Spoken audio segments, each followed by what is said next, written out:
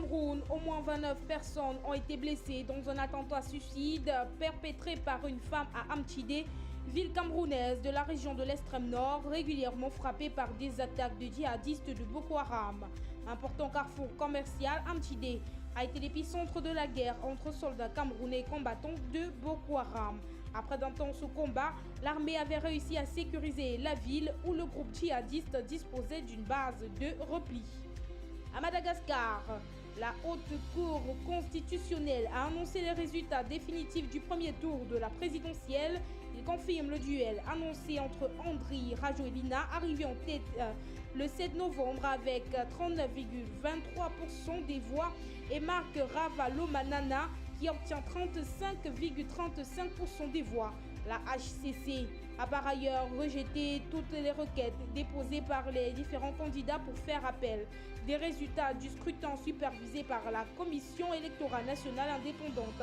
Le second tour opposera les deux principaux acteurs de la crise politique qui avait secoué Madagascar en 2009.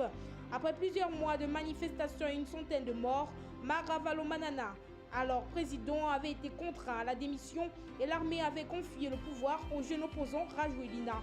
Les deux hommes se retrouveront pour un second tour le 19 décembre prochain.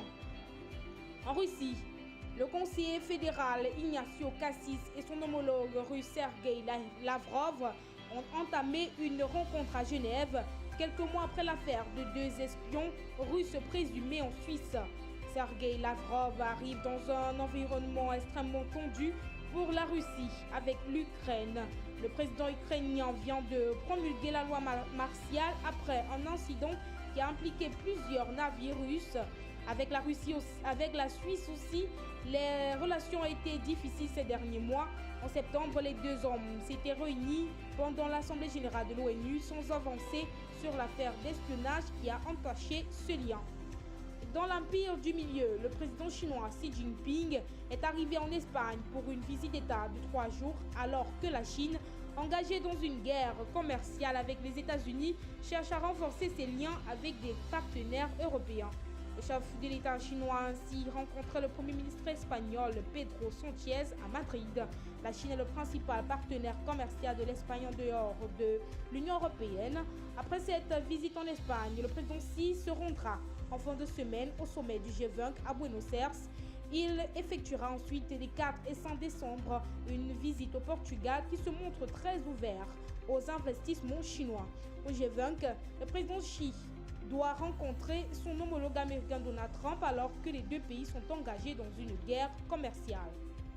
Au Brésil, le pays a annoncé qu'il renonçait à organiser le sommet du climat COP25 en 2019, année de la prise de fonction du président élu d'extrême droite Jair Bolsonaro, connu pour ses positions controversées sur l'environnement. En raison de restrictions budgétaires et du processus de transition avec la nouvelle administration qui prendra ses fonctions le 1er janvier 2019, le gouvernement brésilien s'est vu contraint de retirer son offre de recevoir la COP25, a expliqué le ministère des Affaires étrangères dans un communiqué à quelques jours du début de la COP24 à Katowice, en Pologne. En sport, enfin, Thomas Tuchel, l'entraîneur du PSG, a assuré hier mardi, à la veille de la réception cruciale de Liverpool en Ligue des Champions, que ces deux stars, Kylian Mbappé et Neymar, seront titulaires. Les deux joueurs étaient incertains après être sortis sur blessure la semaine passée avec leurs sélections respectives.